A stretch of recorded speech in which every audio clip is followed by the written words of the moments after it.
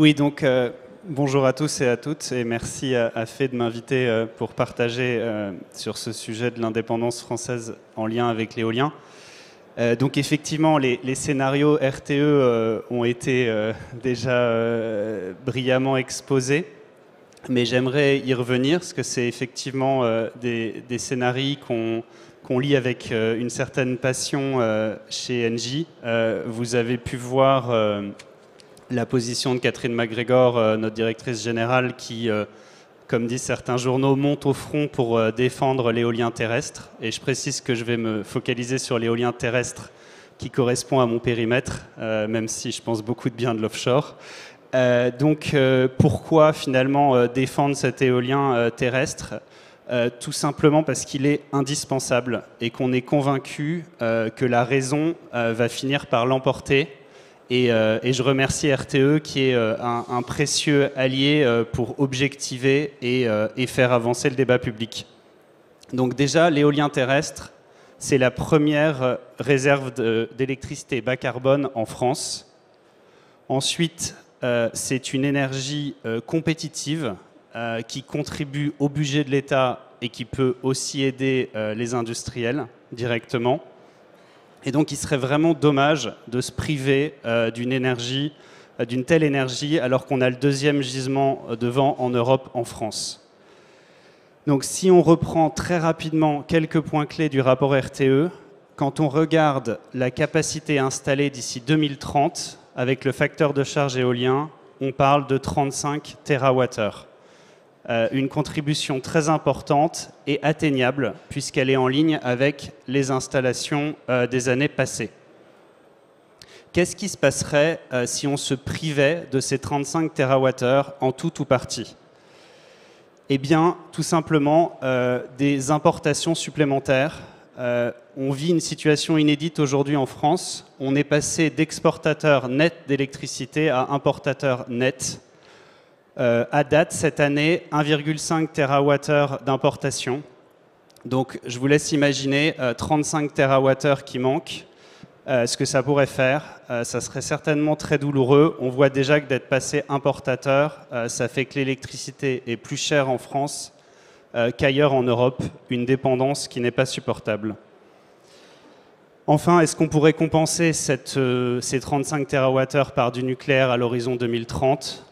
Clairement, non. Ce n'est pas possible de mobiliser 5 gigawatts, ce qui est l'équivalent à cet horizon de temps. Enfin, est-ce qu'on peut, si on est optimiste, imaginer que l'éolien offshore et le solaire compensent ces 35 TWh ?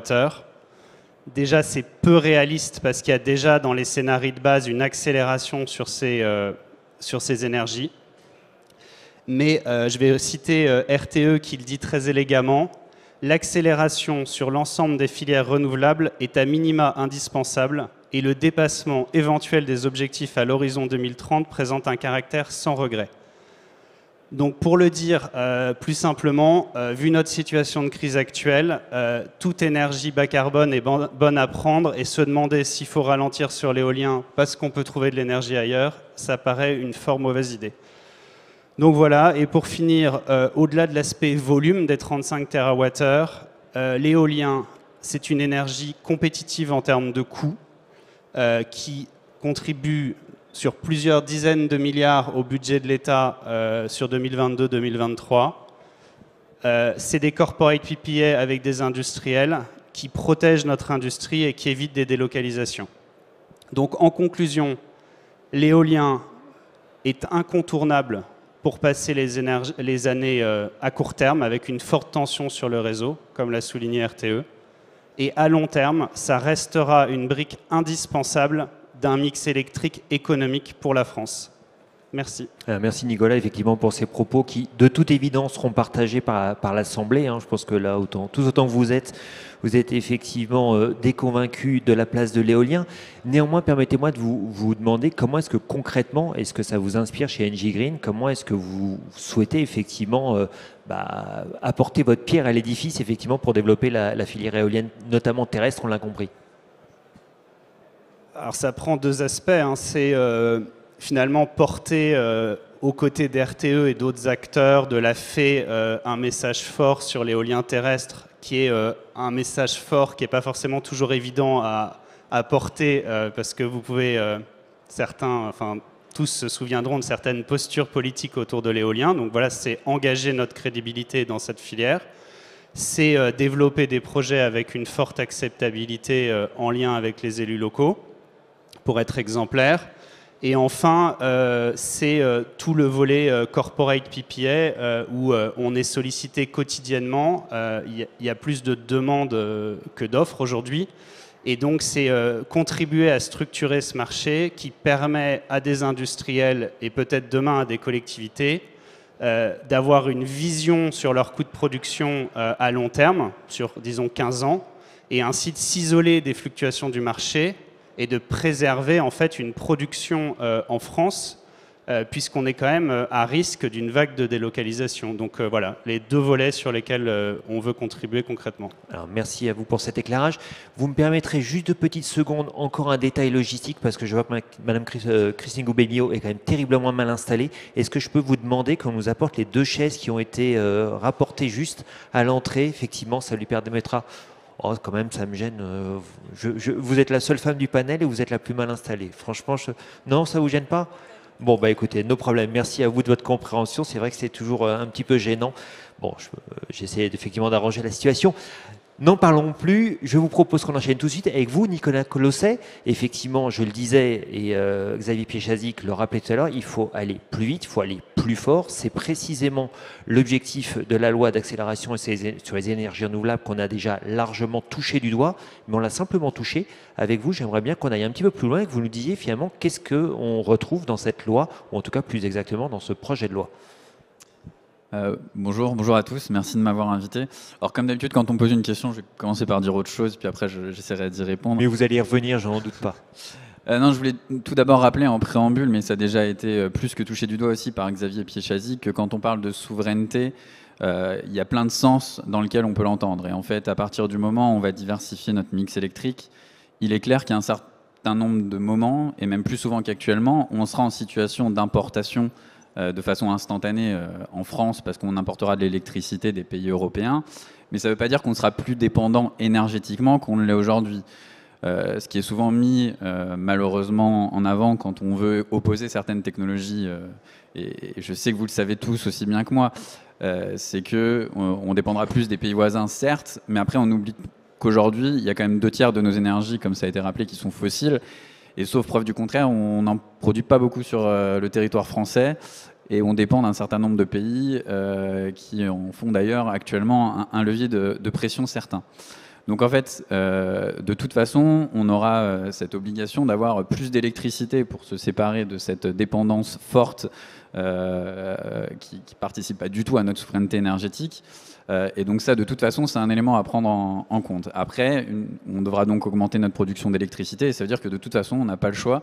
Il faudra jouer sur tous les leviers au regard du calendrier dans lequel on s'inscrit, et du fait que 2050, c'est pas demain, mais c'est avant-après-demain. Donc ça va arriver très très vite. Alors, qu'est-ce qu'on peut faire aujourd'hui et qu'est-ce qu'on essaye de faire aussi dans le projet de loi? Alors, comme ça a été très bien dit aussi précédemment, on connaît le projet de loi actuellement, puis on verra quels seront les débats évidemment qu'il y aura à l'Assemblée et au Sénat sur le sujet, et puis quels seront les ajouts ou les modifications qui y seront apportées. On a essayé de jouer sur 4 leviers dans ce projet de loi, dont certains ne s'appliquent pas directement à l'éolien. Mais donc le premier, c'est d'accélérer les procédures. Donc on sera essentiellement quand même sur des procédures ICPE, donc là ça pourra toucher un peu à l'éolien. Alors, vous allez peut-être nous dire, enfin en tout cas je sais que certains d'entre vous, c'est évidemment pas le grand soir, parce qu'on a quand même un certain nombre d'obligations qui découlent des sujets européens, et qu'il y a un certain nombre d'enjeux à prendre en compte, évidemment, en termes d'environnement, de protection de la biodiversité, de concertation du public. Donc ça, évidemment, on le préserve.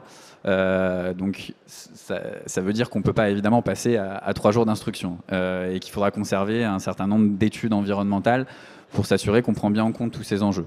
Mais donc on a quand même ce souhait de pouvoir aller plus vite et de faire en sorte d'aller plus vite. Et ça rejoint la circulaire qui a été adressée. Alors il y a un certain nombre aussi, j'ai vu de posts sur LinkedIn qui disent que c'est bien, ça ne rappelle que le droit existant. Bon, en même temps, c'est le but d'une circulaire, hein, on ne peut pas aller plus loin que le droit existant, sinon on rejoint la critique qui avait été faite tout à l'heure de créer du droit mou sur lequel on ne peut pas s'appuyer. Mais donc effectivement, on veut rappeler les délais. Bon, j'ai bien noté ce qu'a dit Giles Dixon, apparemment il y a quand même un délai qu'on n'a pas rappelé correctement. On va voir pour corriger ça. Il y a un deuxième sujet qui s'adresse moins à l'éolien, qui est sur la libération du foncier, mais là qui adresse beaucoup plus le sujet du photovoltaïque, donc je ne vais pas y revenir dans le projet de loi. Il y a un très gros volet aussi sur le développement de l'éolien en mer. Alors on a déjà beaucoup changé sur l'éolien en mer depuis 5 ans pour essayer d'accélérer, de favoriser la concertation, puisque la concertation c'est quand même le premier levier de l'acceptation, donc de la diminution des recours, même si on sait qu'ils sont quand même assez systématiques, et en tout cas de solidification juridique. Et puis il y a un certain nombre de choses qui parlent peut-être moins au grand public dans ce projet de loi sur l'éolien en mer, mais qui visent à donner des bases juridiques plus solides. Et normalement, ça doit permettre d'accélérer aussi les projets en donnant plus de visibilité.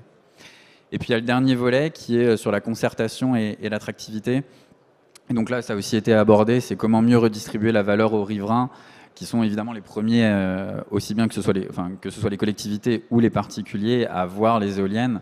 Alors on va évidemment pas parler de contraintes, mais en tout cas ils ont les enjeux visuels et donc à voir comment ils peuvent avoir une retombée directe, et notamment sur leurs factures, pour qu'on puisse aussi créer ce lien direct entre ce qu'il y a sur leur territoire et, tout en restant dans le sujet de la transition énergétique, voir ce que ça peut leur apporter au quotidien. Et sur l'accélération, je pense qu'il y a aussi un point très important, c'est qu'il faut accélérer les projets à venir, et puis il faut surtout être en mesure de délivrer les projets qu'on a déjà attribués il y a quelques temps. Donc là, il y avait un certain nombre de mesures qui ont été annoncées à l'été dernier pour permettre aux projets qui ont été lauréats de se faire, donc notamment en leur permettant de vendre sur le marché pour disposer de leur... Pour maintenir une certaine forme de rentabilité par rapport à leur business plan initial, tout en prenant en compte la hausse des coûts des matières premières, ce qui était évoqué tout à l'heure. Donc ça a été mis en œuvre et on espère que ça permettra à un certain nombre de projets de se faire assez rapidement. Et puis on travaille, et c'était aussi un des autres sujets qui avait été évoqué tout à l'heure dans la présentation de l'Observatoire, sur la mise en place de formules d'indexation pour ne pas se retrouver dans la même situation. Malheureusement, ou heureusement, je ne sais pas, mais depuis quelques années, on avait oublié ce que c'était un monde avec une inflation non nulle, et là on le redécouvre avec surtout les inconvénients qu'on voit pour l'instant que ça engendre. Et si j'ai quelques secondes de plus... Allez-y, je vous en prie. Je vous poserai 2-3 questions après.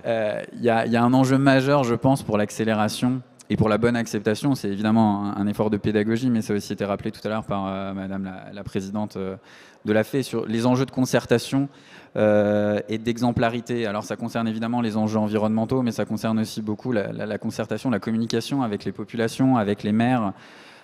Et je pense qu'il y a une chance incroyable, c'est difficile de le dire comme ça, compte tenu de la situation, mais effectivement, pour les 2 prochaines années, l'éolien va contribuer à hauteur de 7 à 8 milliards, on n'espère pas plus, parce que ça voudra dire que les prix vont encore plus augmenter, mais donc au budget de l'État, et donc ça va participer, entre autres, à financer les boucliers tarifaires. Donc ça, c'est à la fois une chance, parce qu'on voit qu'effectivement, l'éolien, son prix, une fois qu'il est installé, il est indépendant de la situation, et il nous permet de disposer d'un mix électrique moins cher, en plus d'être décarboné. Mais ça veut dire aussi qu'il y a une certaine forme de responsabilité pour la filière, parce que les installations qui sont là, quoi qu'on en dise, c'est pour ça que je mettrai un tout petit bémol par rapport à ce qui a été dit tout à l'heure, elles ne seraient pas là s'il n'y avait pas eu de soutien précédemment. Donc en fait, le fait qu'elles rendent, c'est aussi un juste retour, un équilibre entre les moments où la filière a eu besoin de visibilité, a eu besoin d'un certain engagement pour pouvoir obtenir des prêts, pour pouvoir installer des éoliennes. Et aujourd'hui, on a aussi besoin de l'éolien, ça coûte moins cher, et ce serait quand même une image désastreuse si on avait un certain nombre de personnes, de producteurs qui sortaient des contrats simplement parce que c'est plus rémunérateur sur le marché. Là, je pense qu'on aurait énormément de mal à porter devant le public qu'on est dans un objectif d'intérêt général aussi, de développer un mix électrique décarboné, fiable, qui peut continuer à produire, qui peut maintenir un prix relativement modéré de l'électricité en France. Et donc je pense que cette chance, elle est vraiment à saisir. Et il ne faut vraiment pas qu'il y ait les quelques mauvais exemples, de toute façon, seront pointés du doigt et seront généralisés. Donc il faut vraiment faire en sorte qu'il n'y ait pas de mauvais exemples. Alors, je crois d'ailleurs que Dominique Jam y reviendra, Dominique Jam donc de la Commission de régulation de l'énergie, il reviendra également demain sur ce détail. Oh, ne lâchez pas le micro, j'ai quand même 2-3 questions pour vous. La première, effectivement, concernant l'intéressement financier et économique pour les riverains, parce que Guy Dixon le rappelait tout à l'heure, c'est vrai que les Français dans les territoires ruraux sont parfois opposés, voire très opposés au développement de l'éolien, notamment pour des raisons paysagères. Est-ce que dans la mesure qui est prévue dans la loi d'accélération sur le développement des énergies renouvelables, est-ce que c'est une idée effectivement qui a été créée ex nihilo, donc de celle de faire en sorte qu'il y ait un intérêt économique et financier direct, ou est-ce qu'on a des retours d'expérience, par exemple d'autres pays européens qui auraient déjà mené avec succès ce genre d'expérimentation, ce genre de mesures? Alors, je ne sais pas s'il existe exactement la même chose dans d'autres pays européens, mais il y a notamment le cas de l'Irlande, il me semble, dont on s'était, si je ne me trompe pas, dont on s'était inspiré, qui prévoit effectivement un reversement aux riverains. Alors, je ne sais plus exactement dans quel périmètre, mais ça doit être de l'ordre du kilomètre des installations éoliennes. Mais je crois que le reversement, c'est sans affectation directe pour un objectif énergétique. Nous, il nous a semblé que c'était particulièrement important d'avoir quand même ce lien direct entre les deux objets qui soient maintenus. Une éolienne, ça produit de l'électricité, donc il faut voir les avantages qu'il y a aussi sur donc ce volet-là. l'idée, c'est de renforcer encore le processus de concertation, d'appropriation, d'acceptabilité, en allant donc sur éventuellement des crowdfunding, sur de la concertation, de la participation au capital, et donc désormais, effectivement, une réduction sur la facture. C'est bien ça qu'il faut comprendre. Exactement. Et effectivement, je n'ai pas du tout parlé des sujets de participation dans les parcs éoliens. Il y a un décret qui est en gestation depuis un certain temps, mais sur la mise en œuvre des communautés d'énergie locale et des communautés d'énergie citoyenne. Donc ça participe. Et puis aussi, c'est un des critères aussi qui participe bien à l'acceptation des projets éoliens offshore. On sait qu'il y a un certain nombre de producteurs qui ont ouvert une partie. Alors forcément, sur des projets qui coûtent plusieurs centaines de millions d'euros, ça paraît minime quand on dit quelques pourcents. Mais ça fait déjà des montants tout à fait significatifs des riverains qui investissent aussi dans les éoliennes en mer. Et ça nous semble très important pour montrer que c'est un objet qui intéresse tout le monde. Et je crois que c'est un des éléments assez importants aussi qu'avait mis en œuvre, en lumière RTE dans son rapport. C'est que de toute façon, notre transition énergétique, elle va nous demander, puisqu'on veut plus de souveraineté, d'avoir plus d'installations de production chez nous. Et des installations de production chez nous, évidemment, il faudra les voir. Aujourd'hui, on ne voit pas effectivement quand on extrait du pétrole ou quand on extrait du gaz dans d'autres pays. On voit les infrastructures de transport et de distribution en France, mais en général, elles sont enterrées. Donc, à part l'électricité, on ne les voit pas trop. Et on a oublié qu'en fait, l'électricité, l'énergie, il faut la produire. Et que si on veut qu'on la produise chez nous, forcément, il y aura des installations chez nous. Alors, autre point sur lequel j'aimerais avoir votre éclairage, qui n'est pas dans le cadre de la loi cette fois, mais qui fait écho à ce que appelait de ses voeux donc le président de la République, à savoir le fait qu'on aille plus vite dans le traitement des dossiers et qu'on résolve également plus vite les recours contentieux. Du coup, ça fait implicitement appel aux ressources humaines qui sont consacrées effectivement à ces dossiers. Madame la ministre rappelait également il n'y a encore pas longtemps que les DREAL allaient se voir affecter des ressources complémentaires pour aller plus vite. Est-ce qu'aujourd'hui on a un éclairage sur le volume de recrutement que ça représente? Ça dépend de ce qu'on appelle éclairage, mais oui, j'ai pas les chiffres précis, mais donc il y a deux volets qui sont concernés. Pas forcément sur les mêmes étapes des procédures. Donc il y a le volet pour les instructions qui avait été mentionné aussi par la ministre et qui est en service déconcentré, donc ça qui concerne beaucoup l'éolien à terre avec un nombre de dossiers conséquent. Et je crois que ça a été affiché tout à l'heure. Et puis il y a aussi sur le sujet de l'éolien en mer où là l'État a aussi un rôle beaucoup plus en amont sur la préparation des débats publics, de la concertation et sur la réalisation des études. Et donc c'est ces deux volets-là qui seront concernés. Après j'ai pas encore les chiffres précis. Mais ça peut être significatif. Ça peut être significatif. Bon, écoutez, c'est porteur d'espoir et on a bien compris, l'objectif, c'est d'aller plus vite. Christine Goumet-Millot, vous êtes présidente de l'UEFE. Alors, la loi d'accélération sur les énergies renouvelables, selon les personnes à qui on s'adresse, tantôt elles nous disent qu'elle est bienvenue, tantôt elles nous disent qu'effectivement elle va permettre d'aller vraiment plus vite, tantôt on entend non, franchement ça pourrait être mieux. Alors moi j'ai envie de vous demander tout simplement votre avis, l'avis de l'Union française de l'électricité sur cette loi, est-ce qu'elle est à la hauteur des enjeux? Bonjour à tous et bonjour à toutes. Avant de répondre à la question, je voudrais rassurer Anne-Catherine, la filière éolienne n'est pas seule. La filière éolienne est dans un système électrique et donc dans notre collectif du système électrique, évidemment, la filière éolienne, factuellement, nous sommes en retard sur nos objectifs de PPE actuels, avant même de la réviser dans la loi quinquennale future. Et effectivement, ça a été dit par Xavier tout à l'heure, d'ici 2035, les capacités supplémentaires d'électricité décarbonée viendront des ENR. Donc des ENR et de la filière éolienne. Donc ça, ceci dit, nous sommes là sur un constat.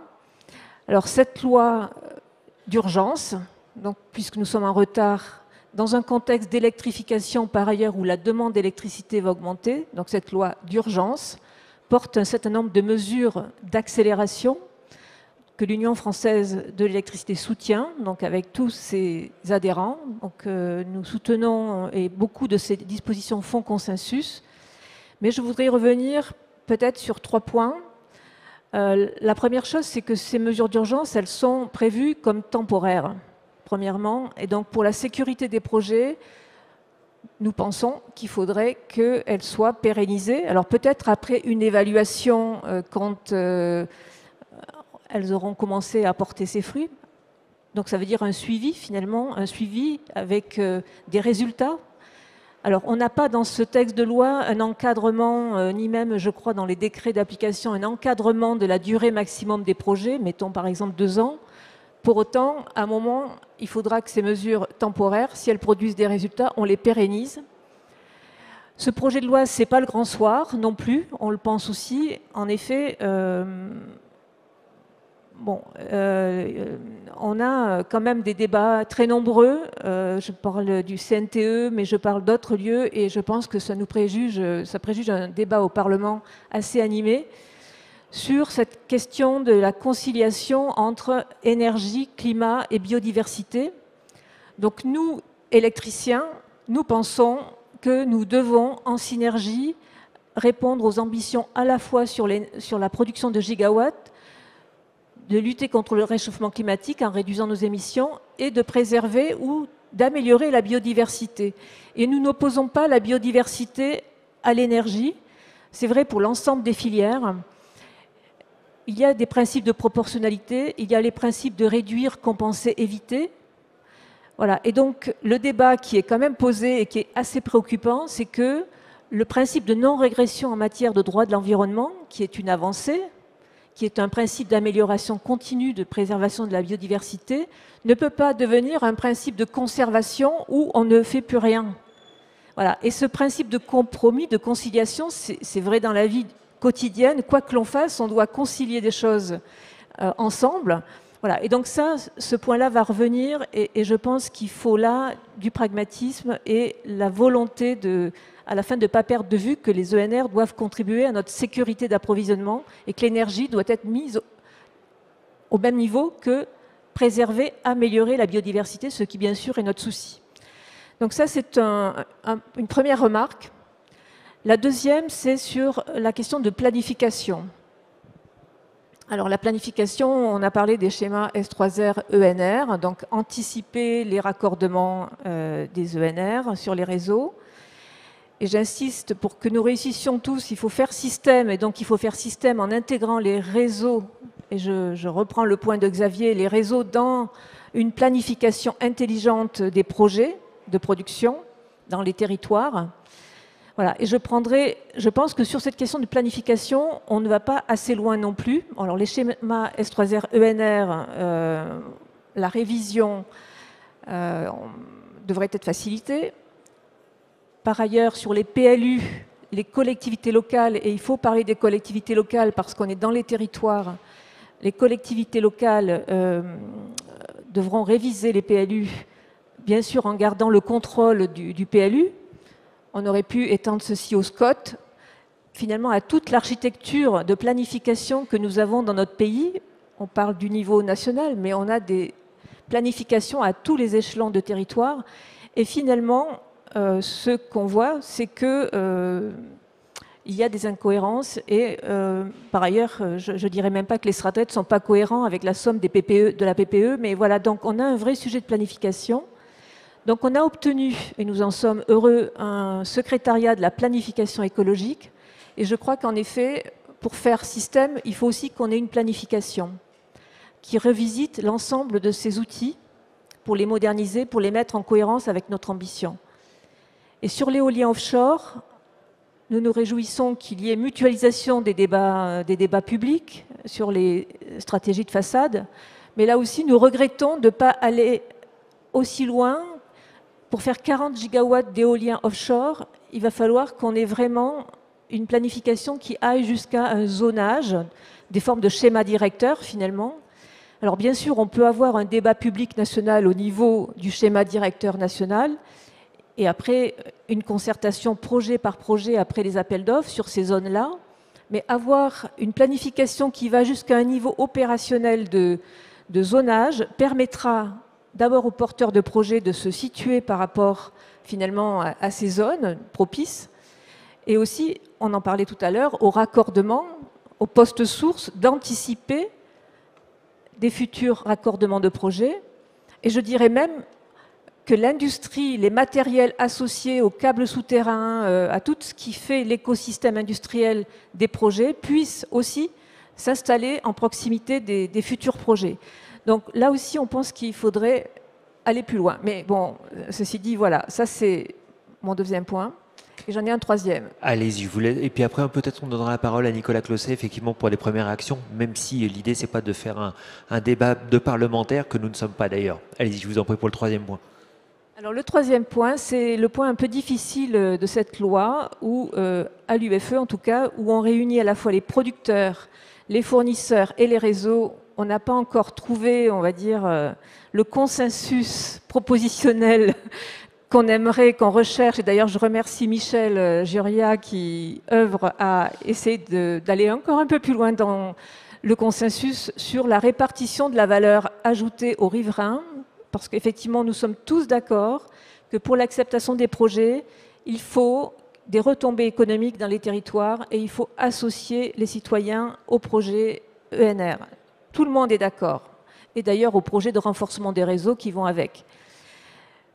On est tous d'accord aussi sur le fait qu'il faut un partage de valeur ajoutée collectif, parce qu'on ne fera rien sans les collectivités locales. Donc dans le collectif, on a l'extension du fonds patrimonial et culturel sous forme d'un fonds éolien alimenté par les porteurs de projets, qui pourrait être contractualisé sous forme de contrat de territoire avec les communes. Cela fait consensus. Nous avons aussi un consensus sur l'IFER, bon, qui pour l'instant n'est pas repris dans le projet de loi, mais c'est peut-être le travail sur le projet de loi de finances 2023 que nous avons engagé. L'IFER pour donner une part plus importante de cette recette fiscale aux communes d'implantation. Voilà. Et le point de la répartition individualisée de cette valeur, donc c'est ce point-là sur lequel nous sommes d'accord sur le principe, tous, sur toute la chaîne de valeur du système électrique, mais nous sommes en interrogation, on va dire, nous n'avons pas encore trouvé le consensus sur le fait de savoir si c'est par une ristourne sur la facture d'électricité que le résident individuel doit trouver une contrepartie. Alors pourquoi on a ces interrogations? Et je m'arrête là. Parce que, et bien sûr, ça fait sur la facture d'électricité des effets de seuil. J'habite à 4,5 km ou j'habite à 5 km, j'ai la ristourne, j'ai pas la ristourne. Ça crée des effets de précédent aussi. J'habite à côté d'un grand pylône RTE, pourquoi j'ai pas de ristourne sur ma facture d'électricité?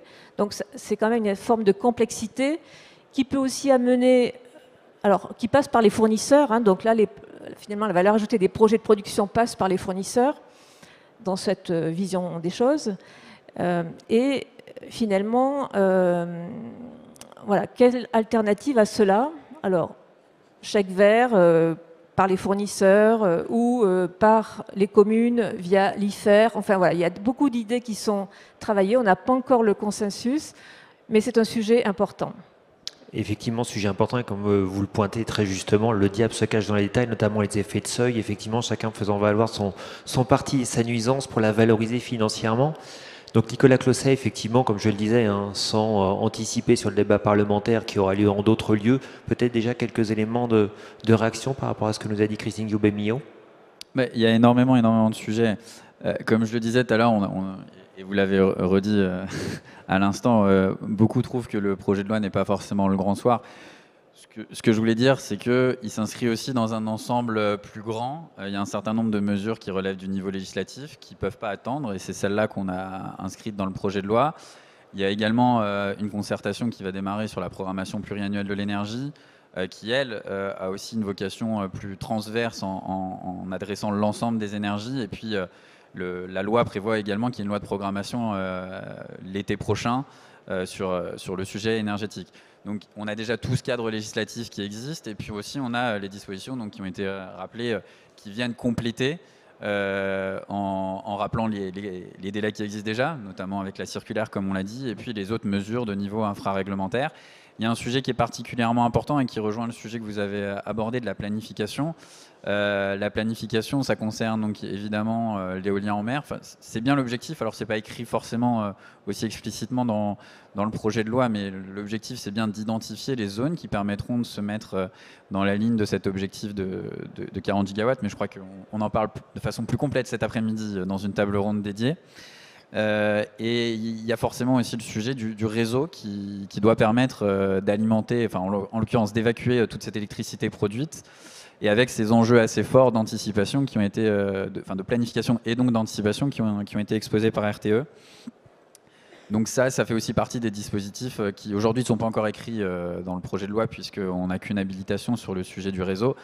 Mais on sait, et j'ai d'autant moins de difficulté à le dire que Xavier Piechazic l'a dit juste avant moi, le réseau va être un élément dimensionnant. Et quant à Saint-Nazaire, le président de la République a dit que notre ambition, c'est de diviser par 2 les délais. Donc ça veut dire à la fois réduire les délais d'instruction, donc ça c'est adressé par le projet de loi, par la circulaire, c'est réduire les délais de contentieux. Alors sur l'éolien et l'éolien en mer, on a déjà 2 régimes spécifiques qui existent depuis 2018 et 2020 pour les 2. Et puis ça veut dire aussi après dans la mise en œuvre aller plus vite. Donc ça veut dire pouvoir commencer les travaux aussi le plus tôt possible, éventuellement avant la fin des recours. Ça veut dire raccorder plus vite, notamment pour l'éolien en mer. Donc on a tous ces enjeux qui doivent être adressés parce qu'on n'arrivera pas à diviser par 2 si on adresse juste un des sujets. Et le sujet particulièrement important que vous avez abordé sur la non-régression environnementale, on a des enjeux majeurs qu'il faut concilier. Donc il y a évidemment l'environnement et la biodiversité, il y a la concertation du public, il y a les sujets de décarbonation et de changement climatique. Ils sont tous, je pense qu'on est tous conscients qu'ils sont au même niveau. Et après, au cas par cas, il peut y avoir un enjeu qui prédomine par rapport à l'autre. En tout cas, sur l'enjeu de la biodiversité, je pense qu'il y a un sujet qui est très important, qui est inscrit dans le projet de loi et qui a été aussi rappelé par Galice Dixon tout à l'heure sur la reconnaissance de raisons impératives d'intérêt public majeur pour les énergies renouvelables. Et je tiens aussi à le souligner que c'est pas en disant que les ENR revêtent cette condition de raison impérative d'intérêt public majeur, ça ne veut pas dire du tout qu'on écrase la biodiversité.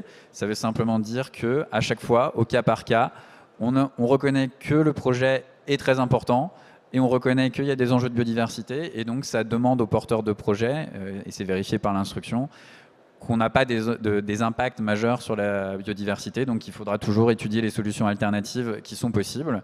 Mais en tout cas, on reconnaît que les 2 enjeux sont d'un niveau équivalent a priori. Est-ce que vous me permettez de vous poser une question potentiellement dérangeante ? Est-ce que vous avez eu des contacts avec la direction générale en charge justement de la biodiversité au sein du ministère de la Transition écologique lorsque vous avez rédigé le projet de loi sur l'accélération des énergies renouvelables ? La question n'est pas du tout dérangeante. Oui, on a évidemment, et ça a été écrit à 3 mains en fait, puisque ça a été écrit évidemment avec eux, et comme tout bon projet de loi avec la direction des affaires juridiques.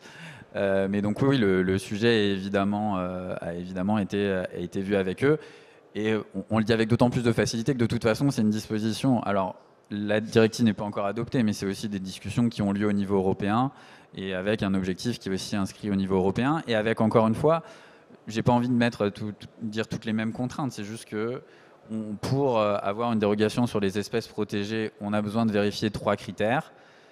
Il y en a 2 qui devront toujours évidemment être vérifiés. L'autre, parfois, selon les jurisprudences, il laissait plus de place à l'interprétation, donc ça permet de clarifier. Et c'est ce que je disais tout à l'heure, c'est qu'en clarifiant, en fait, on accélère aussi parce qu'on donne plus de visibilité et on donne une certitude sur les points sur lesquels on peut donner des certitudes.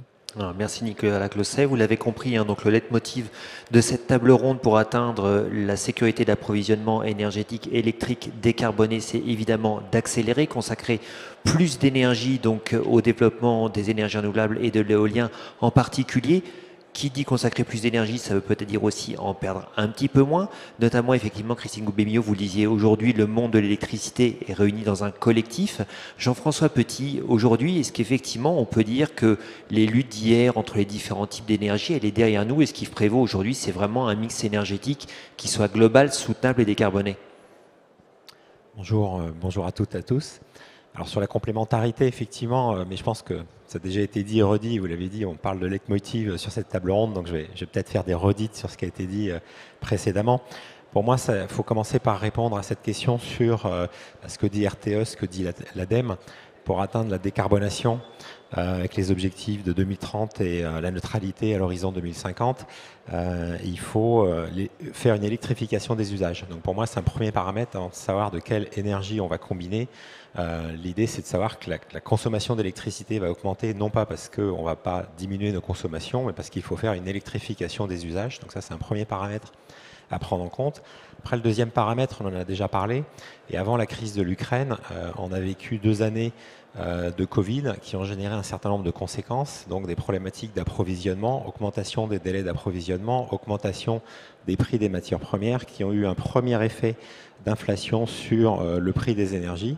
Et c'était dit tout à l'heure, je crois, mentionné un 200 € du mégawattheure dans l'intervention précédente. Donc ça, c'était avant la crise.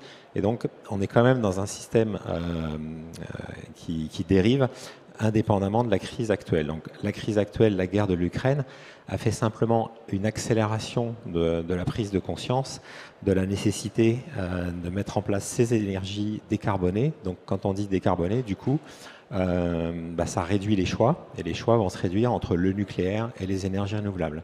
Et je pense qu'il n'y a pas de débat, il n'y a pas de combat. En tout cas, moi, je n'ai pas d'hésitation. Il faut bien un mix de ces deux énergies. Et ces deux énergies sont très complémentaires l'une à l'autre. L'énergie nucléaire, c'est une production de base modulable. Et elle l'a prouvé pendant le dernier confinement. On sait moduler très bien l'énergie nucléaire. Et le complément, ce sont les énergies renouvelables. Et ces scénarios, ils ont été mis en évidence par RTE dans les scénarios proposés en février 2022, je crois. Donc ça, c'est plus une surprise. Alors, par contre, là où il faut faire attention sur la complémentarité, ça va rester sur la disponibilité de ces installations. Donc on voit qu'on a quand même un problème de disponibilité sur le parc nucléaire, du fait des difficultés de maintenance, justement, consécutivement aux années de Covid et de confinement. On s'aperçoit que ce type de centrale est affecté à des impacts forts dans des situations de crise qui n'est pas le cas des énergies qui durent finalement en plus longtemps que prévu, parce qu'au début c'était quelques mois et puis désormais ça traîne un peu en longueur. Voilà, ça traîne en longueur et ils ont pris du retard. Et après, il y a les temps de construction, on en a aussi parlé. L'avantage de l'éolien, c'est qu'on peut construire des parcs éoliens en 12 mois, 18 mois, suivant la taille des installations et suivant les contraintes environnementales que l'on va rencontrer. Mais voilà, entre 12 et 18 mois, on sait construire un parc. Au-delà d'un délai d'instruction, alors tout à l'heure, il était dit 18 mois, c'est le délai d'instruction moyen. Moi, je n'ai pas les mêmes moyennes, je crois que mes confrères non plus. Quand on arrive à moins de 18 mois, en général, on sable le champagne parce que c'est quand même assez exceptionnel. Donc, prenons cet objectif de 18 mois et même moins, ce serait bien. Donc l'objectif court terme, ça a déjà été dit, c'est faisons la complémentarité en augmentant la part des renouvelables qui est déjà assez importante. Pour ça, il y a les mesures d'accélération qui font qu'on aura des autorisations de manière plus rapide. Donc on attend les mesures l'effet de ces mesures, mais surtout, ce serait bien qu'on prenne les indicateurs et qu'on vérifie que c'était efficace dans le temps. Mais ça, c'est du moyen terme quand même, parce que ce qui compte, c'est les projets qui sont déjà déposés et dans le processus administratif. Et je crois que tout à l'heure, il était indiqué 4,5 gigawatts de projets en attente d'autorisation. Moi, j'ai plus en tête. Alors ça, c'est le chiffre de l'éolien. Si on y ajoute le solaire, je crois que c'est à peu près 10 gigawatts. Et à ça, il faut ajouter les gigawatts de projets qui sont autorisés, mais qui n'ont pas forcément de raccordement dans des temps courts, pour les mêmes raisons évoquées tout à l'heure. Donc on a quand même entre 10 et 15 gigawatts de projets qui pourraient être libérés très rapidement, uniquement en débloquant les autorisations et les raccordements. Moi j'avais une autre idée aussi, c'était il y a des recours, et c'est très bien qu'on autorise les personnes à faire des recours. Les processus ont été accélérés et simplifiés, très bien. Pour autant, on a encore des recours abusifs, parce que quand on entend que les recours sont systématiques, qui dit systématique dit on peut se poser la question du caractère abusif, d'autant que souvent on gagne nos recours parce que voilà, nos dossiers sont bons et on mérite nos autorisations. Donc c'est des recours qui sont faits pour retarder les projets. Quand vous dites qu'ils sont systématiques, ils portent systématiquement sur quel type de nuisance? Je ne vais pas vous refaire le catalogue. Je pense qu'il y a certaines presses qui diffusent, mais des très bonnes presses nationales avec des quotidiens, qui donnent des modes d'emploi pour faire des recours. Donc je ne vais pas reprendre ce mode d'emploi. Mais ils attaquent très bonne presse, mais qui a dit des très belles choses la semaine dernière. Non, plus sérieusement, tout moyen, sur le fond, sur la forme, tout ce qui est attaquable est attaqué. Mais tous ces sujets, on a des très bons avocats présents dans la salle, des très bons cabinets qui défendent très bien nos dossiers, et quasi systématiquement, à la fin, c'est comme au football, avec les Allemands, en tout cas là c'est nous qui gagnons. Et le dernier point que je voulais, pour l'accélération, et je n'ai pas répondu à votre question, c'est un petit peu plus de visibilité sur les délais de raccordement, sur les coûts de raccordement. Ce serait aussi intéressant pour justement se positionner là où il est plus intéressant de se positionner. Je crois que ce serait intéressant. Donc, complémentarité nucléaire renouvelable, oui. Est-ce qu'il y a une compétition entre les énergies renouvelables? Moi, j'ai toujours tendance à dire que non. Même si on est au colloque de l'éolien, on est au colloque des énergies renouvelables, puisqu'on fait partie d'un système électrique, et qu'on fasse de l'éolien ou du solaire, c'est le même système électrique. Et ça tombe bien, l'éolien, le solaire sont complémentaires. Déjà, l'éolien, lui tout seul, avec le foisonnement du vent dans les différentes régions françaises, permet d'avoir une production énergie assez constante sur l'ensemble du territoire. Ça, on l'a déjà démontré, et RTE l'a validé. Et il y a une complémentarité avec le solaire, qui a une production forcément le jour, mais le foisonnement dans le temps et le foisonnement géographique entre l'éolien et le solaire fait que ces deux énergies sont très complémentaires et en aucun cas compétitives. Elles sont toutes les deux matures, elles produisent toutes les deux une énergie en ordre de grandeur à un prix d'électricité qui est à peu près le même et qui est largement inférieur au prix de marché aujourd'hui. D'ailleurs, je crois me souvenir que Q Energy, que vous représentez aujourd'hui, développe les deux types de projets, éolien d'une part et photovoltaïque d'autre part. Voilà, alors je vais faire 30 secondes de rappel. Q Energy, qui vous ne connaissez peut-être pas, et c'est pour ça qu'on est sponsor. En fait, on est anciennement connu sous le nom de RES France. Merci de m'avoir tendu la perche, je la saisis. Je vous en prie. Donc RES France qui développe des projets éoliens, des projets solaires depuis 23 ans en France. Et on a changé de nom il y a un peu moins d'un an parce qu'on a changé d'actionnaire. Et le Q Energy vient de QCell, notre cousin qui fabrique des panneaux solaires. En fait, nous avons le même actionnaire que QCell, qui est une entreprise allemande. Alors merci sur ce déclarage, effectivement, de la complémentarité des énergies, qui n'a pas toujours été une évidence, qui a même parfois été un frein. Et au registre des freins, on l'évoquait tout à l'heure, et j'aimerais qu'on revienne dessus avec vous, Cédric Philibert. On a souvent reproché à l'énergie éolienne d'être une énergie subventionnée. On a évoqué le fait que désormais ce n'est plus le cas avec la flambée des prix de l'énergie et plus précisément les prix de l'électricité. Est-ce qu'on peut avoir votre regard d'économiste sur ce sujet-là, effectivement? Voir comment le paradigme, ce qui à une époque était vraiment un reproche adressé à la filière, est aujourd'hui c'est complètement retourné. Oui, ça s'est totalement retourné, c'est-à-dire qu'effectivement, on avait des mécanismes de soutien qui, au départ, comprenaient une part de subvention d'une certaine façon. Et vous connaissez tous le rapport de la Cour des comptes qui avait dit ça va coûter 120 milliards, c'est 120 milliards déjà dépensés, maintenant on lit ça partout, c'est 120 milliards dépensés, etc. En fait, non, la Creux a évalué les dépenses effectivement de soutien aux éoliennes à 11 milliards Et ces dépenses vont être remboursées, je pense, avant la fin 2023 par le retournement du mécanisme de complément de rémunération, puisque, comme vous le savez certainement, depuis le 1er janvier 2022, même si ça n'a été voté et promulgué qu'au mois d'août, le gouvernement a supprimé le plafond des encours des contrats de rémunération, ce qui fait que dès qu'on le prix du marché dépasse le prix fixé dans les contrats de rémunération, ce sont les exploitants éoliens qui reversent à l'État et non pas l'État qui vient compléter la rémunération des exploitants d'éoliens par rapport au marché. Donc le mécanisme s'est inversé. Il représente au total sur l'ensemble des renouvelables, je crois, 8 milliards cette année et 19 l'an prochain. C'est du moins ce qu'on a au budget de l'État. Le ministre de l'économie s'en flatte d'ailleurs, assez curieusement, il y voit une raison de ne pas taxer les profits, les super profits, les profits indus des compagnies gazières et pétrolières. Il a dit non, on sait faire, on l'a fait pour les renouvelables. Donc, implicitement, on n'a pas besoin de le faire pour les autres, ce qui est quand même envoyé aujourd'hui aux investisseurs un signal formidable. Si vous voulez devenir riche, investissez dans le pétrole et surtout pas dans la transition énergétique. En 2022, c'est un petit peu décalé.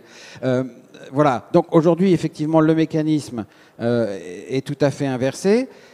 Ça coûte cher aux Français, pareil, si j'ose dire, puisque c'est comme si on achète. Je veux dire, voilà, le prix de l'énergie, il est c'est le merit order et on paye le même prix que l'énergie vienne du nucléaire, de l'éolien ou de l'installation qui, au moment donné, est la dernière à être mise en ligne. Et donc, si c'est du gaz, c'est effectivement très cher. Donc, c'est effectivement les Français qui payent, mais au moins par le système du complément de rémunération, ça leur revient pour financer tous les biens publics, les hôpitaux, les écoles, etc. Et ça permet de ne pas augmenter d'autres taxes. Donc c'est un bien commun malgré tout. C'est ça qui finance en particulier le bouclier tarifaire, qui n'est probablement pas la meilleure façon de venir en aide aux gens qui ont du mal à boucler leur fin de mois avec les factures d'énergie, mais ça c'est un autre sujet. Je voudrais dire quelques mots de la situation de l'éolien terrestre là-dedans, parce que d'abord c'est la première source de revenus dans cette affaire. Hein. Donc c'est une source de revenus maintenant très importante pour l'État et ça va probablement le rester pendant quelques années. Je ne peux pas vous dire combien de temps les prix du gaz vont rester ce qu'ils sont aujourd'hui, mais c'est quand même parti pour durer un certain temps. Aujourd'hui, c'est quand même plus l'indisponibilité du nucléaire qui fait que le prix de l'électricité flambe en France. Ben, c'est les deux, c'est la combinaison des deux. Je pense que oui, effectivement, l'indisponibilité du nucléaire, mais d'ailleurs, moi je ne sais pas combien de temps elle va durer non plus, entre nous soit dit, parce que je sais pas, je ne souhaite pas que ça dure longtemps, mais je constate que c'est difficile, voilà.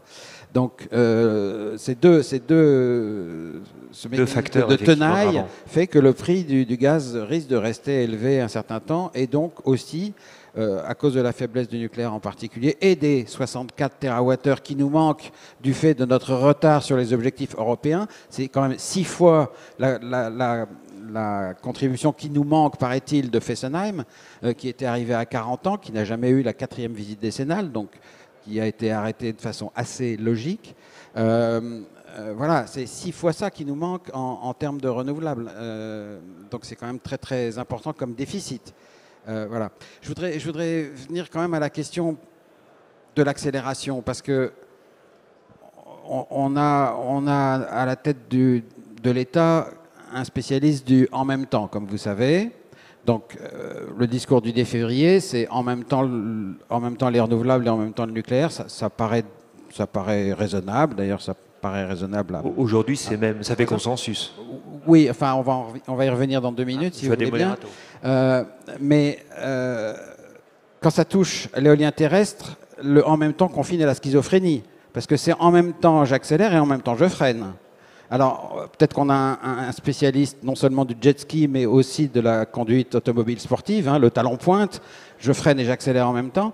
Mais c'est ça, parce que le 10 février, il freine. Il dit on va faire en 2050 ce qu'on avait comme objectif pour l'éolien terrestre en 2030. Ça s'appelle un coup de frein. Et d'ailleurs, ce coup de frein était déjà entamé depuis 2-3 ans, sous la pression de quelques intellectuels amoureux de nos paysages historiques, on a freiné l'éolien. Et les préfets, aujourd'hui, je pense qu'ils reçoivent des injonctions absolument contradictoires. D'un côté, ils reçoivent une circulaire qui leur dit accélérer les projets, et en même temps, ils ont bien compris que le président n'aimait pas l'éolien et qu'il ne fallait pas surtout se dépêcher. Et d'ailleurs, ils ne signent pas les projets ou ils donnent des raisons pour les refuser. Et ensuite, ce sont les cours administratifs d'appel qui les donnent parce qu'il n'y a aucune raison de ne pas les donner. Donc, on a cette schizophrénie. Je pense que c'est une forme de NIMBY d'un côté. Quand on est président de la France, au fond, toute la France, c'est votre backyard. Donc, on va repousser les éoliennes en dehors de la France, en mer, d'un côté. Donc, oui, adhésion à l'éolien maritime. Et puis, chez les voisins, en Allemagne, en Espagne, voilà, tout ça, ça se passe en dehors de la France continentale, hein, de la France terrestre. Donc ça peut convenir, mais en gros, c'est quand même, on ne veut pas d'éoliennes dans notre paysage, d'éoliennes terrestres. Et puis c'est aussi effectivement quand même ce retournement sur le nucléaire. Il n'y a pas consensus pour dire que dans les 6 scénarios de RTE, il faut choisir le scénario N2, qui est le scénario qui a inspiré le discours du 10 février à Belfort, qui dit moitié renouvelable, moitié nucléaire, ou en tout cas, même si on essaye de faire ça, rien ne prouve qu'on va y arriver. Parce que rien ne prouve qu'on va construire 14 EPR, qu'on va prolonger des centrales nucléaires au-delà des 60 ans, parce qu'en 2050, il n'y en a que très peu qui n'auront pas plus de 60 ans, qu'on va les prolonger 24 gigawatts, voilà, qu'on va faire des small modular réacteurs dont rien ne prouve qu'ils seraient moins chers que les larges pas modular réacteurs. Donc rien ne prouve qu'on va construire 14 EPR dans ce laps de temps alors qu'on est en retard de plus de 10 ans et point de vue dépassement de budget, on a largement dépassé le facteur pi, vous savez, un peu plus de 3%, un peu plus de facteur 3 pour multiplier l'estimation de base. Rien ne dit qu'on va y arriver. Donc en fait, la seule stratégie sans regret, c'est effectivement de faire comme si ça ne devait pas marcher, de faire les renouvelables qui correspondent à un scénario 100%. De toute façon, c'est-à-dire multiplier par 4 et non pas multiplier par 2 l'éolien terrestre. Oh. Et non pas se contenter de le multiplier par 2, dire on va faire un poil plus de solaire et un poil plus d'éolien maritime et tout ira bien. Non, tout n'ira pas bien. Tout ira bien si oui, si par miracle on fait ces 14 EPR, on fait ces small modular réacteurs, on prolonge la durée de vie des centrales et que rien ne nous pète à la figure. Alors là, oui, tout ira bien. Mais dans le cas contraire, on aura un gros problème et un gros déficit et on sera dépendant des importations. C'est pas dit que voilà, on aura un gros problème de décarbonation parce qu'on n'aura pas assez d'électricité pour effectivement électrifier les usages finaux dans les bâtiments, dans l'industrie, les transports. Non, tout n'ira pas bien. Il faut faire comme si comme si le nucléaire n'allait pas aboutir, quitte, s'il aboutit, à ralentir le rythme éventuellement de déploiement des renouvelables après 2035. Aujourd'hui, vous conviendrez que la différence entre le prix de marché et le prix de production des contrats éoliens, effectivement, c'est plus que jamais une incitation à développer l'éolien. D'ailleurs, même le ministre des Finances l'a compris. Je ne sais pas, on va voir. Moi, je constate que dans la loi d'accélération, il n'y a pas un chapitre éolien, il y a un chapitre éolien maritime, il y a un chapitre PV, il n'y a pas de chapitre éolien terrestre. Alors il y a des dispositions générales qui vont aussi servir à l'éolien. Je comprends qu'on n'a pas voulu ajouter ce drapeau rouge aux yeux des LR, dont une moitié est fondamentalement anti-éolien, parce qu'on compte sur les LR pour voter ce projet de loi comme à peu près tous les autres aujourd'hui, alors que c'est un projet de loi qui devrait manifester le soutien de pas l'ensemble de la représentation nationale, parce que bon, le RN, etc., et la moitié des LR, bon, mais tous les autres devraient voter ce projet de loi avec enthousiasme. Et là, je ne suis pas sûr qu'on fasse en sorte qu'ils aillent le voter avec enthousiasme. Donc je suis un peu inquiet d'ailleurs du résultat de ce vote. Je pense qu'on va peut-être se retrouver, parce qu'on va se rendre dépendant de LR, on va se retrouver avec des amendements anti-éolien terrestre, c'est-à-dire les dispositions générales qui devraient, y compris aider l'éolien terrestre, on risque d'avoir dedans des des caveats, oui, mais ça ne s'applique pas à l'éolien terrestre, ou des choses comme ça, je suis inquiet, et on n'est pas au bout du processus, et c'est pas gagné. Nicolas Closset. Pourquoi? Parce que fondamentalement, j'ai fini, le gouvernement a l'éolien terrestre honteux, et c'est ça le problème. Nicolas Closset, juste des éléments de précision. Je ne vais pas vous demander de commenter le en même temps, etc., ce genre de choses. Je sais que de toute façon, on ne pourrait pas prononcer là-dessus. Dans la question, effectivement, par contre, qui est pointée par Cédric Philibert, c'est le fait qu'il n'y ait pas de chapitre par énergie. Alors, les énergéticiens éoliens s'en émeuvent. Il n'y a pas que, d'ailleurs. Les acteurs du gaz s'émeuvent de ne rien voir sur le biométhane. Est-ce qu'on est dans la stratégie, effectivement, politique de dire on ne différencie pas les énergies parce que comme ça passera mieux et puis ça laissera plus de souplesse au débat parlementaire et puis éventuellement on ajustera à suivre effectivement au gré des humeurs tel que Cédric Philibert le rappelle. Est-ce que c'est volontaire le fait qu'il n'y ait pas de chapitre par énergie et que ce soit très global finalement? Je le disais tout à l'heure, la vocation, déjà on s'inscrit dans un ensemble de mesures et ensuite ce qu'il faut prendre en compte c'est que, alors peut-être que parfois ça a été oublié, je ne sais pas, mais on a des vecteurs qui relèvent du niveau législatif, on a des choses qui relèvent du niveau réglementaire, on a des choses qui relèvent de la bonne pratique. Et donc ce qui a été fait, c'est d'inscrire dans ce projet de loi ce dont on avait besoin maintenant pour débloquer un certain nombre de projets et qui relevaient du niveau législatif. Donc il y a un certain nombre de mesures transverses qui ont vocation à s'appliquer évidemment à tous les projets. Et ensuite, il y avait, et donc c'est pour ça qu'on a notamment, ce qui a été cité, sur le PV, on sait qu'il y a un certain nombre de blocages, donc notamment sur le fait qu'on ne peut pas installer du PV, du photovoltaïque à proximité des autoroutes. Là, c'était une disposition législative qui l'empêchait. Donc effectivement, on lève dans le projet de loi qui est proposé, on lève cette contrainte. Après, il y a d'autres choses. Évidemment, c'est des orientations qu'on a. Il n'y a pas besoin de les inscrire dans la loi parce que déjà, elles sont mises en œuvre. Et donc, par exemple, encore une fois, je suis désolé, je reprends l'exemple du photovoltaïque. On nous a dit, mais vous ne dites pas qu'on va sur les terrains dégradés. En fait, ça, on le fait déjà, de mettre du photovoltaïque sur terrain dégradé. On a déjà des appels d'offres qui vont dans ce sens-là. Et ce n'est pas en l'inscrivant dans la loi qu'on le fera plus ou qu'on le fera moins. Au contraire, si on le met dans la loi, ça peut plus rigidifier. Et c'est normal, c'est plus difficile de modifier la loi que de modifier un arrêté ou de modifier un appel d'offres. Donc effectivement, on a identifié les sujets qu'on voulait aborder dans ce projet de loi, et donc c'est comme ça qu'il a été bâti. C'est pareil, il n'y a pas de disposition sur l'hydroélectricité, mais on a déjà un certain nombre de dispositions qui avaient été portées dans la loi climat-résilience, et on n'a pas identifié à court terme des choses dont on aurait besoin tout de suite. Donc c'est pour ça que sur l'éolien, il n'y a pas forcément de disposition directe. Après, il y en a aussi qui sont plus générales, mais dont on sait qu'elles s'appliqueront ou qu'elles ont été plutôt identifiées au regard des enjeux de l'éolien. Donc c'est notamment le sujet de la redistribution territoriale. On adresse évidemment de préférence les grands parcs. Et donc les grands parcs d'énergie renouvelable, soit c'est des très grands parcs PV, soit c'est des parcs éoliens. Mais on va évidemment pas mettre on va pas adresser tous les projets PV, parce que sinon en fait on adresse la mesure concerne tous les Français si on est à proximité d'un seul panneau solaire. Donc il y a ce point-là. Après, sans réagir, mais je pense pas qu'on ait l'éolien honteux. Ce qu'a dit le président de la République en février, c'est qu'on a un enjeu majeur si on veut atteindre nos objectifs de développement de l'éolien terrestre. Il ne faut pas qu'on atteigne un point de blocage dont on ne pourra pas se défaire par la suite. Si on est dans un point de blocage total, en fait, c'est fini. On est au pied du mur et on ne peut plus faire demi-tour. Qu'est-ce que vous appelez point de blocage total? C'est d'avoir une opposition telle qu'en fait, on en arrive à, par exemple, des inscriptions en dur dans la loi qui interdisent tout éolien. Vous les évoquez quoi? Un moratoire sur l'éolien tel qu'on l'a eu sur le photovoltaïque à une époque? Pas pour les mêmes raisons, mais... Alors, le moratoire, il n'y a pas eu de moratoire à proprement parler sur le photovoltaïque. Ça a été vécu comme tel quand on a arrêté le soutien, mais on n'a pas empêché le photovoltaïque de se développer. Là, non, mais c'est là où il y a une différence majeure. C'est que si jamais on a des dispositions qui disent on arrête l'éolien, on n'a jamais dit ça.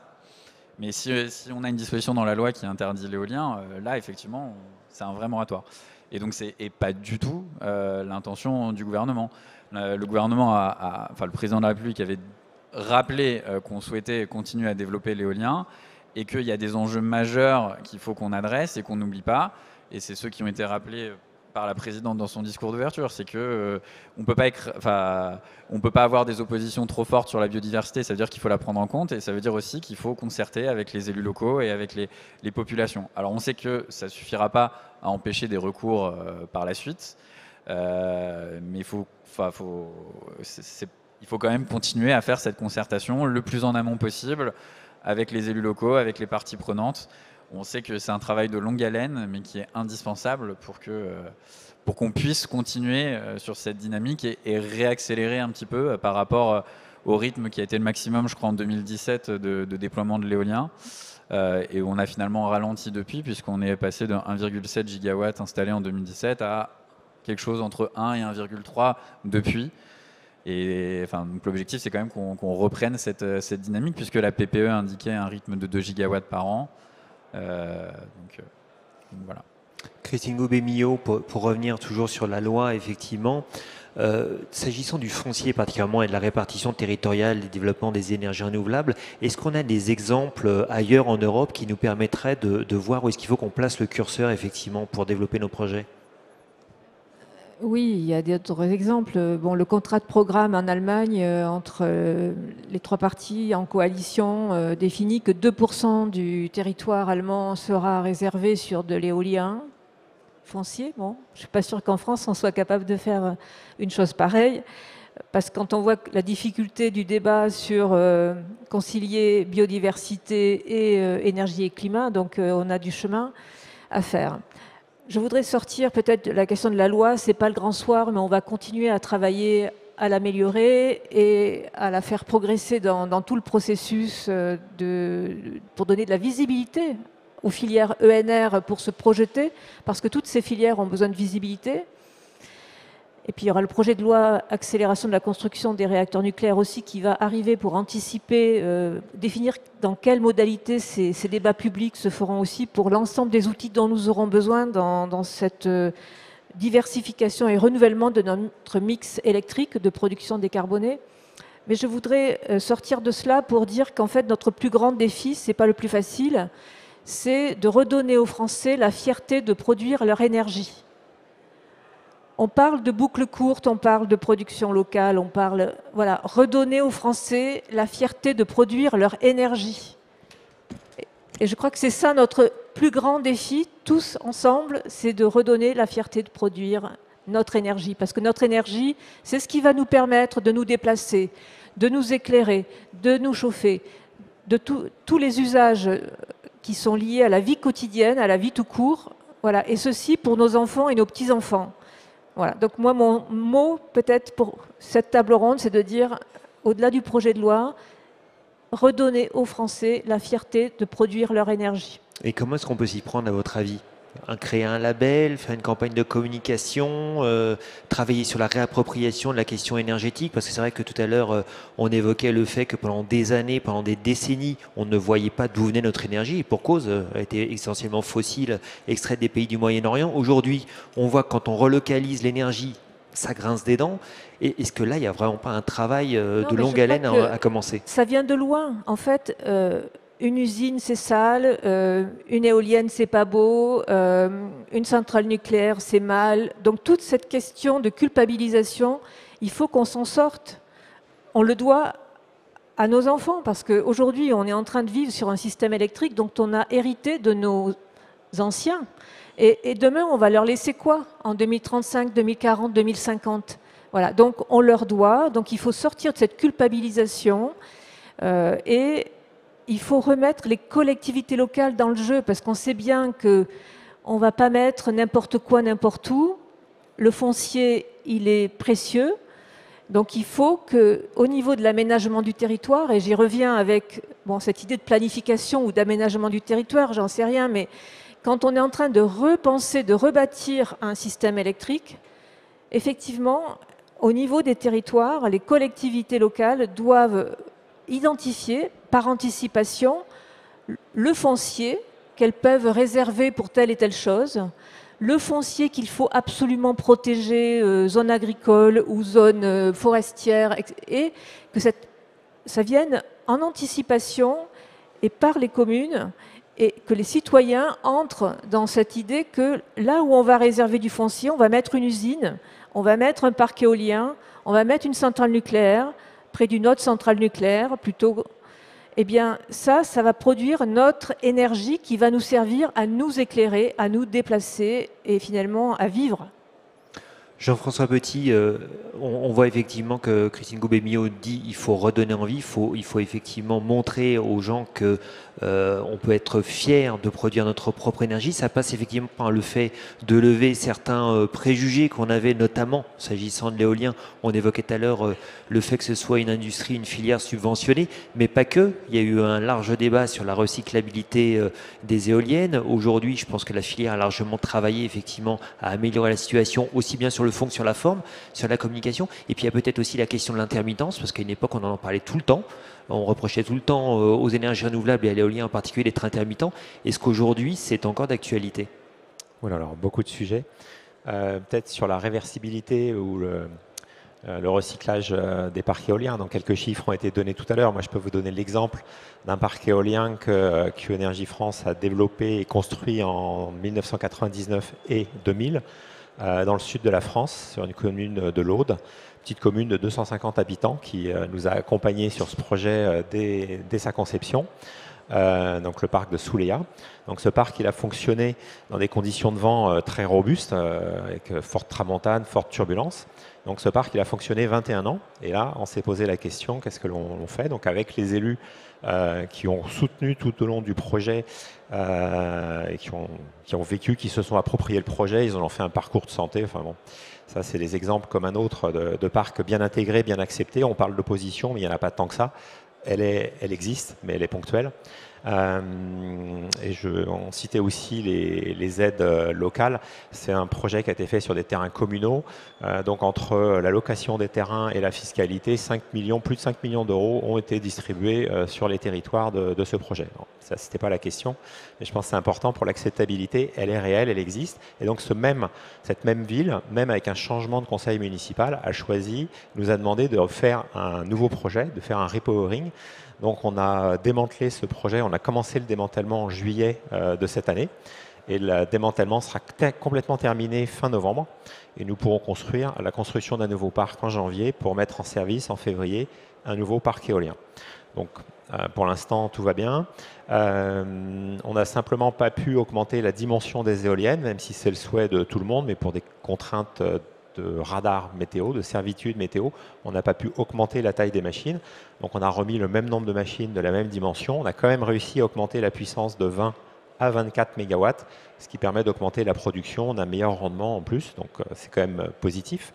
Et alors pour le recyclage des équipements, commencer par les fondations. Les fondations, c'est du béton et de l'acier. L'acier, c'est recyclé facilement. Le béton, il va être d'abord cassé. Et on va servir du granulat pour nos propres pistes et nos bétons de propreté.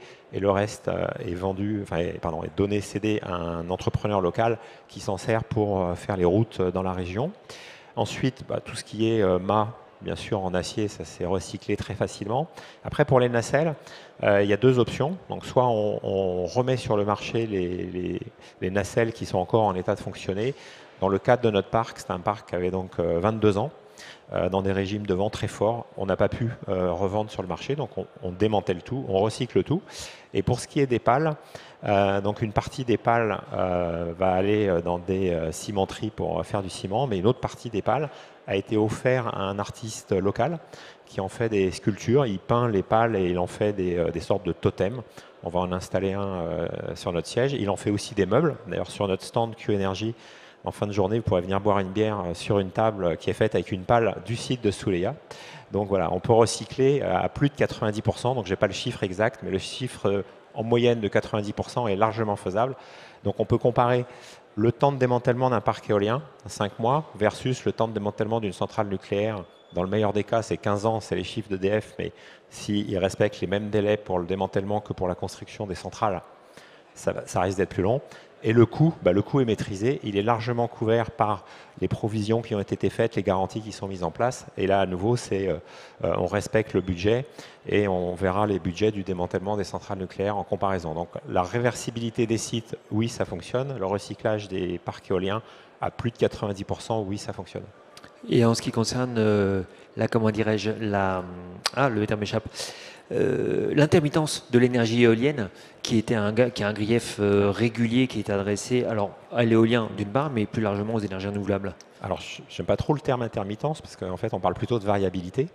Et c'est une variabilité en plus qu'on sait anticiper. Vous voyez comme quoi ça m'est rentré dans l'esprit, ce terme-là. Là, faut travailler. Le mot n'existe plus, donc c'est la variabilité de la production d'énergie éolienne. Et combiné, comme je le disais tout à l'heure, au solaire, en plus, on a quand même une production assez continue.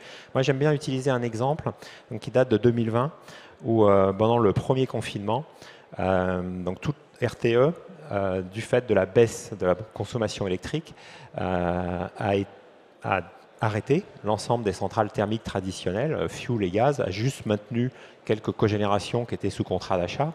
Et donc la quasi-totalité du mix énergétique était fait à partir du nucléaire et du renouvelable, certes sur une consommation un petit peu plus faible qu'habituellement, mais toujours avec des très fortes variations de consommation.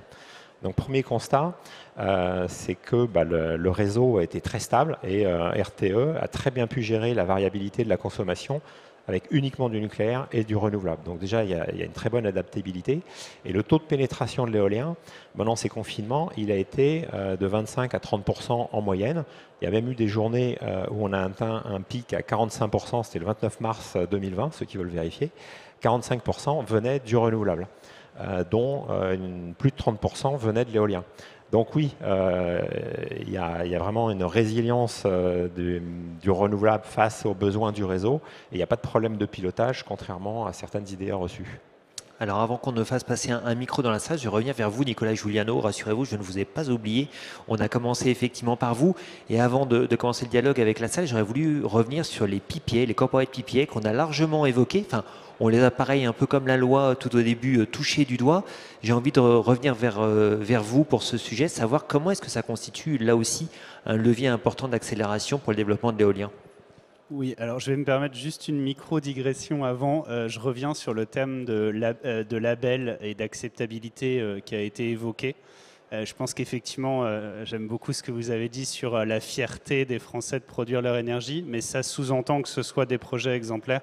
Donc je voulais juste mentionner, au niveau d'Engie, on a créé un label qui s'appelle TED, pour transition énergétique durable. Et en fait, on est audité par Veritas.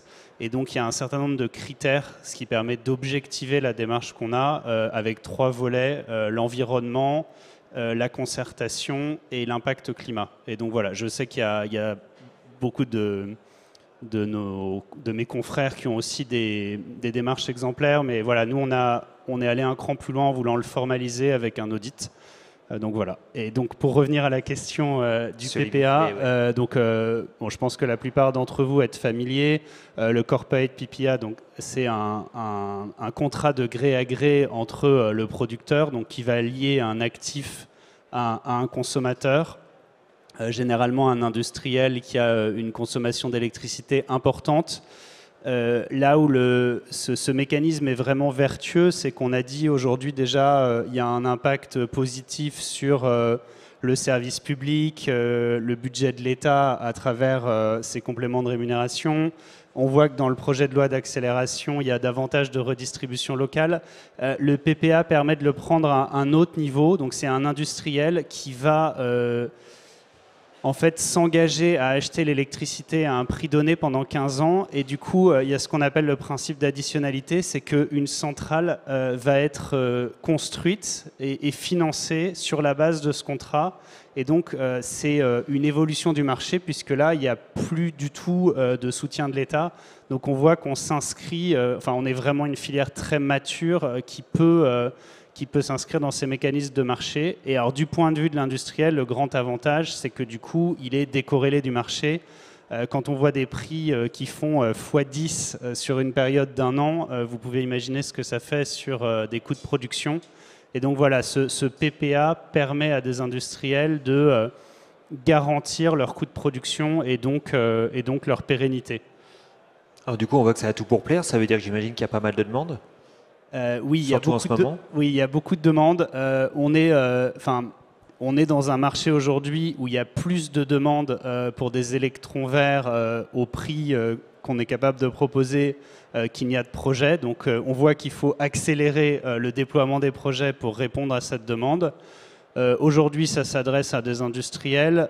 Il y a quelques contraintes réglementaires qui font qu'il est... je ne vais pas rentrer dans les détails, mais une collectivité, on ne peut pas faire des contrats sur des très longues durées avec des collectivités qui sont dans le régime de la commande publique. C'est aussi... ça fait aussi partie des projets qui sont adressés dans les diverses mesures en cours, parce que c'est effectivement aussi pour des collectivités un coût très important. Hein. Moi, je rencontre des élus qui disent « j'avais quelques centaines de milliers d'euros de budget énergie. Aujourd'hui, c'est plusieurs millions. » Et donc voilà, donc c'est un mécanisme qui est très vertueux, mais comme tout le reste, il faut qu'on puisse réaliser nos projets et avoir des autorisations pour que ça fonctionne. Nicolas Closset, ça pourrait être un vrai levier, ça, le fait que les collectivités aient accès au PPA, justement, parce que là encore, eu égard à ce qu'on disait tout à l'heure sur le fait d'embarquer les populations locales, pour le coup, c'est un intérêt direct qu'elles auraient effectivement à développer des champs éoliens. Oui, ça a plusieurs, ça a en plus plusieurs avantages. Il y a évidemment celui qui vient d'être indiqué, que ça permet d'avoir une visibilité dans le temps sur le prix, au moins sur une partie de son prix d'approvisionnement. Et puis, encore une fois, en mettant un lien direct, à partir du moment où la collectivité investit dans un parc fort, et qu'en plus elle en retire les bénéfices directement, alors que ce soit, comme on le disait, par une réduction sur sa facture d'électricité ou simplement, ou d'une autre façon en ayant un contrat direct avec l'installation, ça permet aussi de montrer toute la matérialité de l'installation aussi dans ses bénéfices et pas uniquement dans les éventuels désagréments qui peuvent être vus. Donc on y est très favorable. Il y a aussi il y a une disposition dans le projet de loi qui vise à faciliter ou en tout cas à clarifier la conclusion de PPA entre des producteurs et des consommateurs. Après, il y a effectivement ce sujet spécifique qu'on est en train de regarder comme sur l'articulation avec la commande publique et le fait de s'inscrire dans des temps plus longs que ceux qui sont aujourd'hui prévus. Donc, petit collège, Giuliano, est-ce qu'il y aurait des améliorations au-delà effectivement de faciliter pour les collectivités l'accès au PPA? Est-ce qu'il y aurait des choses à engager spécifiquement pour aller plus loin, notamment en ce qui concerne ces contrats de gré à gré? Il y a des choses à faire qui sont déjà amorcées par l'État et par les régions. C'est vrai que pour s'engager sur 15 ans, nous, en tant que vendeurs d'électricité, on va être très exigeants sur la solidité financière de nos contreparties. Il peut y avoir des systèmes, et donc ça peut, on peut exclure certaines contreparties parce qu'en fait derrière les projets ne seront pas finançables au niveau des banques notamment. Et donc oui, des systèmes de garantie avec l'État qui vient ou la région qui vient supporter ces mécanismes en cas de défaut de la contrepartie qui vient se substituer. Typiquement, ça peut permettre d'élargir les personnes, plutôt les entités éligibles à ce type de mécanisme. Donc, ce sont des mécanismes complexes qui sont naissants. C'est peut-être, j'aurais pu commencer par là. C'est vrai que c'est quelque chose qui s'est énormément développé aux États-Unis, en Espagne, en Italie, pour deux raisons. Hein. C'est la ressource étant un peu plus élevée, il y avait des prix qui étaient légèrement plus bas sur le renouvelable, et puis il n'y avait pas le nucléaire, l'AREN et tout notre contexte français, donc on était plus rapidement à parité entre les renouvelables et le marché. Et donc en fait en France c'est quelque chose qui est naissant, mais on a tout un retour d'expérience d'autres pays, donc on peut aller vite. Et après je pense que l'État et les régions font des choses qui vont dans le bon sens. Après, ça reste des mécanismes assez complexes, mais c'est comme tout le reste, il faut accélérer malgré la complexité. Alors, merci à vous tous donc, pour vos propos éclairants.